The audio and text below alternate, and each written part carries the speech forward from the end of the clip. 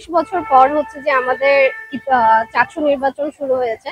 তো এটা নিয়ে আমাদের সবার মধ্যে একটা এক্সাইটমেন্ট কাজ করছে। আর আমরা সবাই এটা এটা নিয়ে অনেক বেশি এক্সাইটেড। আমি আশা করি যে একজন ভালো প্রার্থী নির্বাচিত হবে এর মাধ্যমে। আর উনি আমাদের এই বিভিন্ন ধরনের যে সমস্যাগুলো আছে আমাদের স্টুডেন্টদের, সেই সমস্যাগুলো সবার সামনে তুলে ধরবে এবং সেটা সমাধান করার চেষ্টা করবে। শিবির প্রার্থী যারা আছে তারা আমাদের কাছে রিচ করেছে, কিন্তু তাদের কথা শুনে বা তাদের কথা বলার ধরন দেখে মনে হয়নি যে ওনারা এরকম কিছু মেয়েদের পোশাক নিয়ে বা এরকম কোনো আহ কিছু ওদের মধ্যে বা নিয়ম ওদের মধ্যে আমাদের মধ্যে চাপিয়ে দিতে চাচ্ছে। আমি আসলে বিভিন্ন ধরনের লিফলেট পেয়েছি, তো সেখানে তারা কি কি ধরনের পরিবর্তন নিয়ে আসবে সেগুলোর অনেকগুলো ইশতেহার দিয়েছে।